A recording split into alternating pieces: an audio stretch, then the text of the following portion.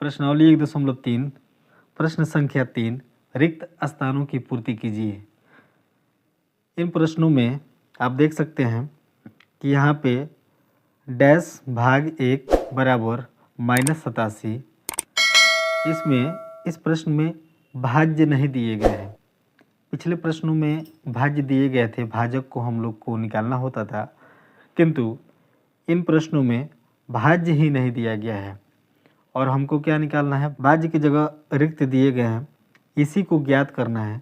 तो भाज्य की जगह पर हम लोग ए लिखेंगे बराबर भाजक की जगह पर बी लिखा हुआ है, जो बी का मान क्या दिया हुआ है, 1 दिया हुआ है, और भागफल की जगह पर जो x है यहाँ पे मान दिए गए हैं। भागफल का भागफल क्या है, -87, और c यानी शेषफल जो है कुछ नहीं दिया गया, इसका मतलब शून्य है। और शून्य को इन संख्याओं में जोड़ने से या घटाने से कोई प्रभाव नहीं पड़ता है, तो हम a को ऐसे ही लिखेंगे और 1 से -87 में जब गुणा करेंगे तो हमको मिलेगा -87 और प्लस 0 करेंगे तो वही संख्या हमको मिल जाएंगी -87। यानी कहने का अर्थ ये है कि इस प्रश्न ई का भाज्य जो है -87 आएगा।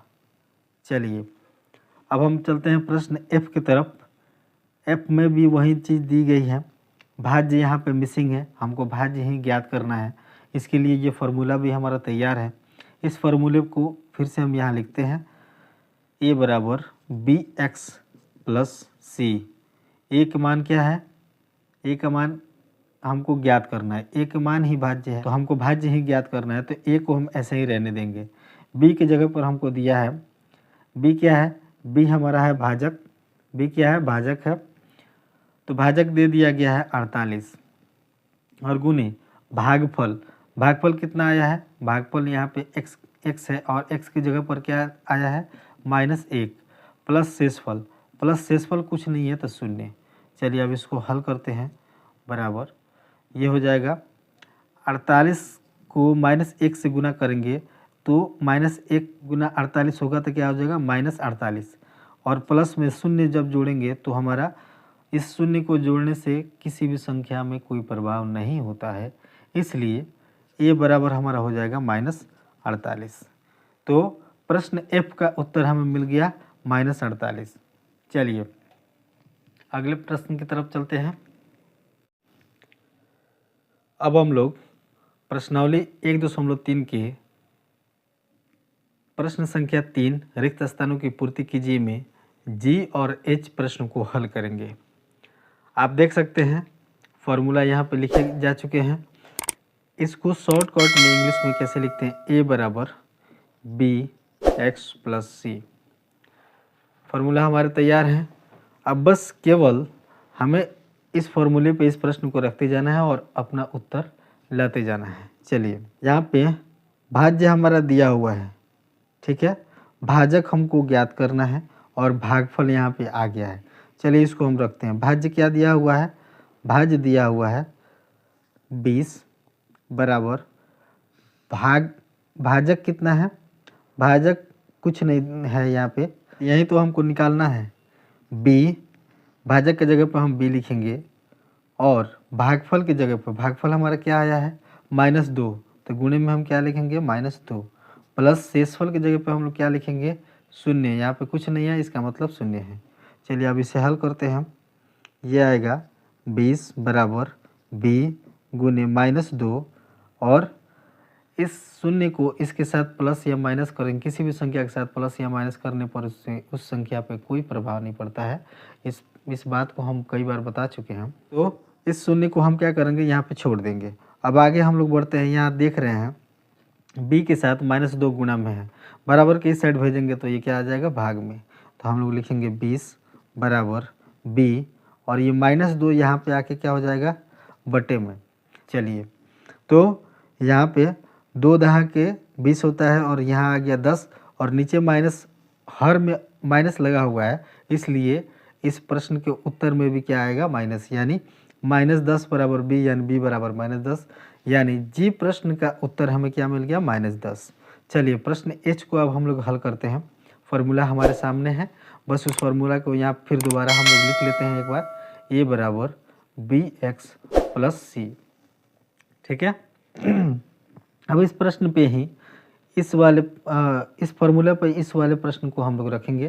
पहले हम लोग देख रहे हैं कि यहाँ पे जो भाज्य है, भाज्य ही नहीं दिया गया और उसमें भाग देना है, जिससे भाग दिया जाता है वो भाजक कहलाता है। वो भाजक यहाँ दिया गया है और यहाँ बराबर की इस साइड जो आया है, यानी भाग देने के बाद जो संख्याएं बचती हैं उसको हम लोग भागफल कहते हैं। तो भागफल भी दिए गए हैं यहाँ पे। अब हमको क्या करना है ना, भाज्य की जगह पर कुछ नहीं है तो हम क्या करेंगे, जैसा ये फार्मूला में है वही लिख देंगे, यानी ए लिख देंगे। यहाँ पे भाजक की जगह पर दिया गया है, क्या है भाजक, भाजक है बी, और बी की जगह पर दिया गया है 4, यानी 4 से हमको क्या करना है, इस वाली संख्या में हमको भाग देना था जो हमको पता नहीं है, यही तो हमको ज्ञात करना है। गुणे में हमको क्या आएगा, अब यहाँ पे ये गुना में क्या है, भागफल है, भागफल कहाँ पे है, -3 यहाँ पे है, और प्लस शेष तो हमको कुछ नहीं यहाँ पे दिख रहा है, तो शेष की जगह पे हम 0 रखेंगे। अब इन दोनों का गुना कीजिए, अब इन दोनों को गुना करेंगे तो a बराबर हो जाएगा -12 और प्लस 0, और 0 को किसी भी संख्या में जोड़ने से कोई फर्क नहीं पड़ता है, तो क्या आ जाएगा, a बराबर -12। यानी इस प्रश्न का उत्तर, यानी जो भाज्य है जो यहाँ पे लाना है वो क्या है, -12। हम क्या लिखेंगे, -12। चलिए इस प्रश्न यहाँ पे हल हुआ। इस प्रकार प्रश्न संख्या 3 समाप्त होता है। अब प्रश्न संख्या 4 की तरफ हम लोग चलेंगे। प्रश्नावली 1.3 प्रश्न संख्या 4, 5 ऐसे पूर्णांक युग्म a जैसे a b लिखिए ताकि a भागा b बराबर -3 हो। ऐसे एक युग्म 6, -2 दिए गए हैं, क्योंकि 6 भागा -2 करने पर हमको -3 प्राप्त होता है।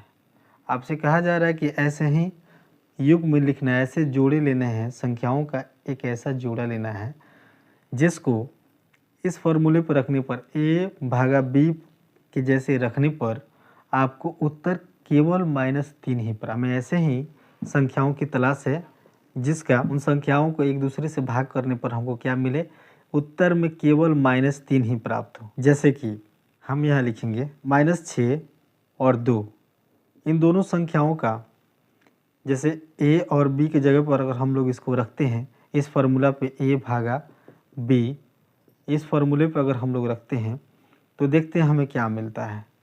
तो a की जगह पर हम लोग क्या लिखेंगे, -6 भागा b की जगह पर हम लोग 2 लिखेंगे, है ना। अब इसको कोष्ठ से बाहर करते हैं, ये कोष्ठ से जब बाहर करेंगे तो -6/2 हो जाएगा। 2 से जब इस 6 में भाग देंगे, -6 में भाग देंगे तो कितने मर्त में जाएगा, 3 मर्त में, माइनस है तो माइनस, यानी हमको उत्तर क्या प्राप्त हो जाएगा, -3। आपसे प्रश्न भी यही कह रहा है कि आप ऐसे ही संख्याओं का युग्म लिखिए जिससे a और b के स्थान पर रखने पर, उसमें भाग देने पर हमें प्राप्त संख्या -3 ही आए। तो ऐसे संख्याओं का युग्म हम लोग लिखते चलेंगे। ये तो हमने प्रूफ करके आपको बताया है, साबित करके बताया है कि ऐसी संख्याएं रखने पर कैसे हमें -3 प्राप्त हो जाते हैं। तो अब हम क्या करेंगे, अब एक एक करके कई सारे उदाहरण के तौर पे हम लोग क्या करेंगे, ऐसे संख्याओं के युग्म या जोड़ के हम लोग यहाँ पे लिखेंगे। चलिए, ये पहली संख्या थी। अब हम दूसरी संख्या लिखते हैं। ये पहली संख्या है। दूसरी संख्या में आप लिख लीजिए 12, -4। -4 से अगर आप 12 में भाग देंगे तब भी आपको उत्तर में क्या मिल जाएगा, -3। इसी तरह तीसरे प्रश्न के लिए तीसरी युग्म हम लोग लिखेंगे। तीसरे युग्म में हम लोग -12 और 4 लिख सकते हैं। बिल्कुल, अगर +12 और -4 अगर उसमें भाग देता है तो -3 ही प्राप्त होंगे। तो उसी प्रकार -12 में अगर 4 से भाग दिया जाए तो हमें उत्तर भी -3 ही प्राप्त हो जाएंगे। इसी प्रकार हम और भी संख्याएं ले सकते हैं, जैसे 9, -3। अब इसको -3 से अगर इस 9 में भाग देंगे तब भी हमें क्या मिल जाएगा, -3 ही प्राप्त हो जाएंगे। इन संख्याओं को भी हम लिख देते हैं, क्या प्राप्त हो जाएगा उत्तर, -3। इसी प्रकार इस संख्याओं के आयन को बदलने पर भी 5 नंबर में हम क्या करेंगे, -9, 3 अगर ले लेते हैं, अगर 3 से -9 में भाग देंगे तब भी हमको उत्तर -3 ही प्राप्त हो जाएगा। इस प्रकार से अनेक संख्याएं रखी जा सकती हैं और उनका युग्म बनाया जा सकता है। तो आप देख सकते हैं इस प्रकार प्रश्न संख्या 4 हमारा समाप्त होता है। अब प्रश्न संख्या 5 की तरफ हम लोग चलेंगे।